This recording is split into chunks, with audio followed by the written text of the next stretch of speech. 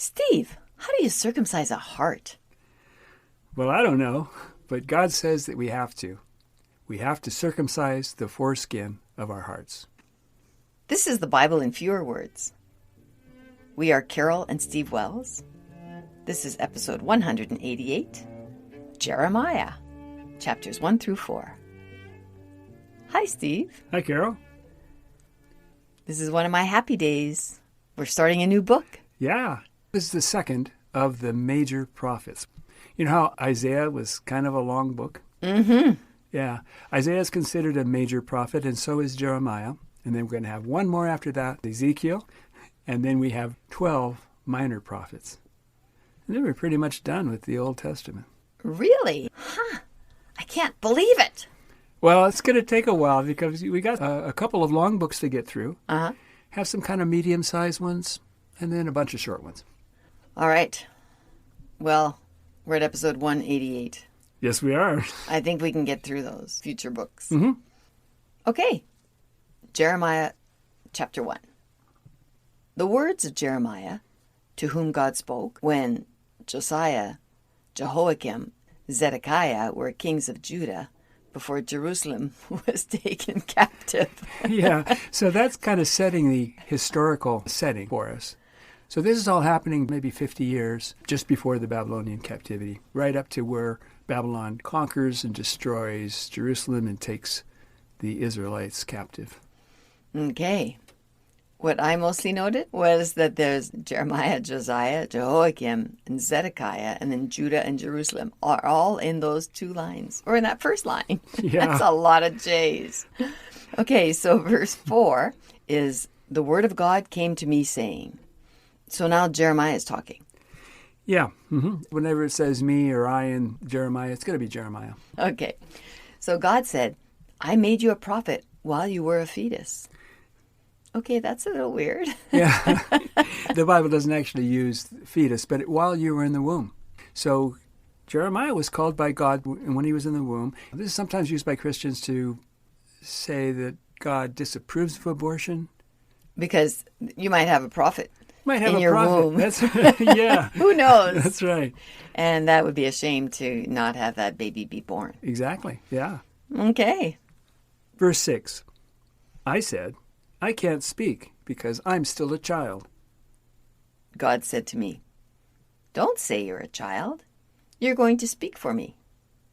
Then God touched my mouth with his hand and said, I've put words in your mouth. And how old is he at this time, you think? I don't know. The word of God came to me and said, Jeremiah, what do you see? And I said, a branch from an almond tree. And God said, that's right, because I'm watching. Yeah, so does that make sense to you? I guess so. Really? So The branch from he sees a branch from an olive tree, and God says, "I'm watching." Uh-huh.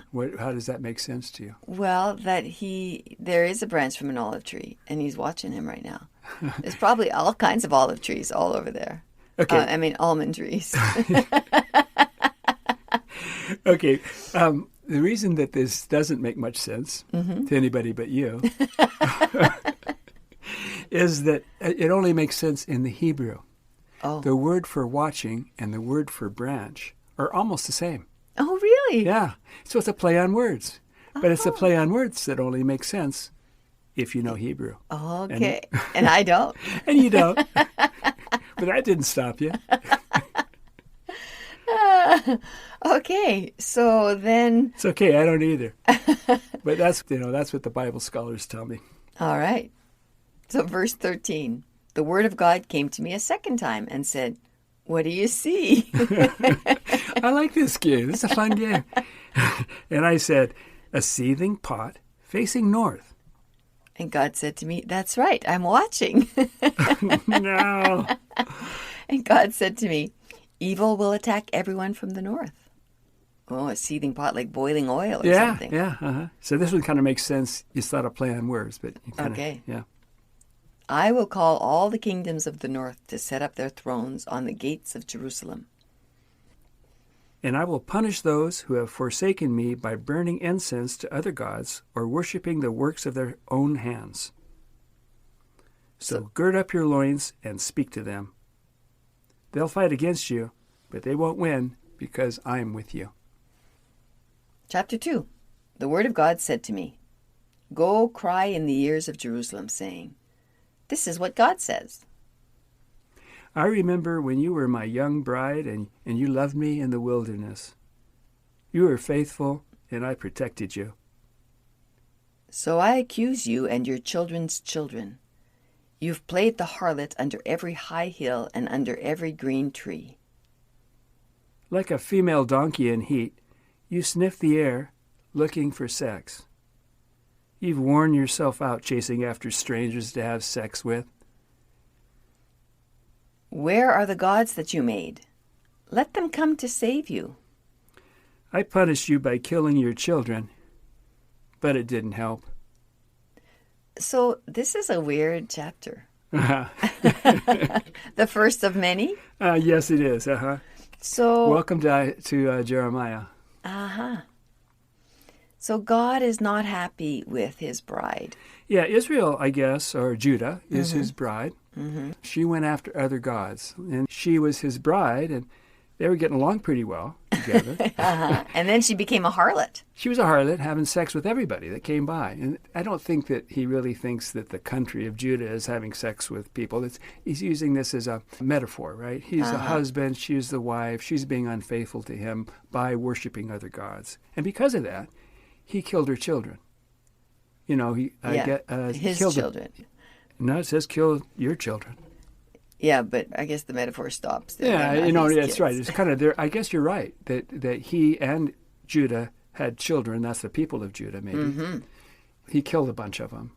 This still didn't stop her from doing that stuff. No. That's the whole thing he's upset about here. And the first thing I would think of is, well, what did her husband, in quotes, do to have her go off and seek other gods? I think we're pushing this metaphor a little too far. Okay. Yeah, I get that it's a metaphor, but... It's a creepy one, right? Yes. Yeah. I mean, nobody would talk that way today, right? Use a metaphor like that. No. You're like my wife, and then you went and had sex with everybody, and now I'm going to kill your children, or something. Yeah. And we actually didn't comment on the female donkey in heat sniffing the air looking for sex. Well, that's clear enough. Oh my gosh! Yeah. Okay, chapter 3. If a man divorces his wife and then she marries another man, should he marry her again? Wouldn't that pollute the land? So does that mean God might forgive Judah and come back to her? Yeah, Judah has gone off with some other guy. If he got divorced with her, he can't marry her again. That's the rule. Deuteronomy chapter 24 says you cannot do that. Okay. So that's what he's saying here. I can't take you back. It would pollute the land. I guess so. But you've played the harlot with many lovers, and yet you want to return to me. Look up to the high places. Is there any place you haven't had sex? You've had sex like an Arab in the wilderness, polluting the land with your whoredoms. Verse 3. To punish you for this, I have stopped it from raining. You have a whore's forehead, yet you refuse to be ashamed of it. Yeah, a whore's forehead. And what does that mean? Well, I think that whores... Go ahead. What do you think about whores? No, I don't know. I think that God is thinking that whores have their forehead out, like they're kind of jut their forehead out. And they're standing proud. They're standing proud. Yeah, I think that's what it is. Looking for forehead. customers. Yeah. Yeah, maybe that's looking it. around. Yeah. I'm I doing don't know. that well. Anyway, Judah or Israel or whoever, I guess it's Judah he's talking about here, has a whore's forehead. God said to me, Israel has played the harlot on every mountaintop and under every green tree. Okay, he needs to just get over that. So that's Israel has played the harlot. Yes. Even her sister Judah saw it. So I divorced Israel while her sister Judah played the harlot too. She defiled the land, committing adultery with sticks and stones. That I don't understand. Well, sticks and stones will break your bones. No, I don't think it's as bad maybe as it sounds. Mm-hmm. I think that the goddesses or the gods, Yes. the competitors of Yahweh, Yeah. people made images of that god with sticks, like with wood, Okay. and also out of stone. So the images, his rivals, were made out of sticks and stones. I get it. And she committed whoredom with them. Okay, so like a little carving or something. Yeah, maybe she committed whoredom with the idols too. I mean, you know, All she has to do, I think, is just adore them or pray to them, and then she's a whore. oh yeah, for sure. Okay. Yeah. Mm-hmm. So all this sex talk really probably doesn't mean too much. I don't think we really need it, but we've got it. Yeah. Mm-hmm. Tell backsliding Israel to return to me. I am merciful and won't be angry forever. Steve, I thought he just said he wasn't going to take her back. He's Changing his mind. Mm-hmm. I think so. Just admit that you've had sex with strangers under every green tree. Now, the next verse is totally out of place, but it's interesting, so I had to include it. Someday the Ark of the Covenant will be lost, and no one will know what became of it. Yeah. I don't know why that's here. I don't know what it has to do with any of this sex talk that we've got going on. But all of us know where the Ark of the Covenant was, and it was found. Indiana Jones found That's it. right. That's right. But the last time that the ark was actually seen was by King Hezekiah. The best king ever. Yeah, that's right. He was the last person that the Bible actually says saw the Ark of the Covenant. Apparently it was lost, if it even existed, when the temple was destroyed. Oh. In 586 BCE, when the Babylonians came. Okay. Nobody ever saw it again. This is kind of a prophecy of that. Oh. Supposedly it was before that happened. Oh. Someday it's going to be lost and nobody will know what happened to it. Okay, so it just popped in there, really kind of Yeah, out and then of we go place. back to what we were talking about before. And what is that? Oh, unfaithfulness. Israel has been like an unfaithful wife to me. Yeah, that's the end of the chapter. Okay. Chapter 4. God says to Israel, "Return to me and put your abominations out of my sight." Circumcise the foreskin of your heart, or my fury will descend upon you like fire. That's important. Everyone should know that they need to circumcise the foreskin of their heart, or God's fury will descend upon them.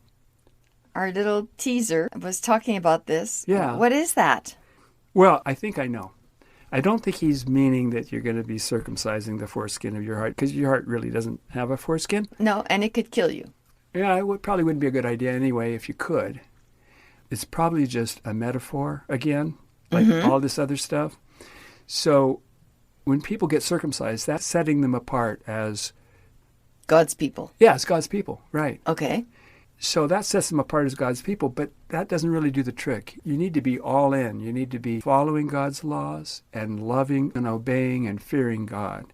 By doing that, that's when you... That's When you're like, circumcised that's like of you're your heart. circumcising your heart. I mean, that's like your heart's really in. You're all in with your heart, I think, you see.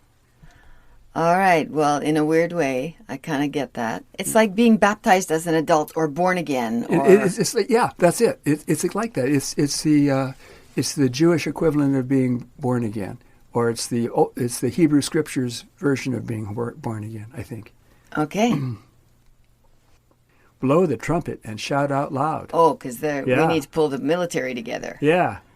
God will bring evil from the north. So he's been talking about this evil coming from the north. Mm-hmm. Well, it's not just the Babylonians that are going to be coming, or the Assyrians or whoever. It's whoever is coming here are going to be sent by God to punish Israel and Judah for being unfaithful to him.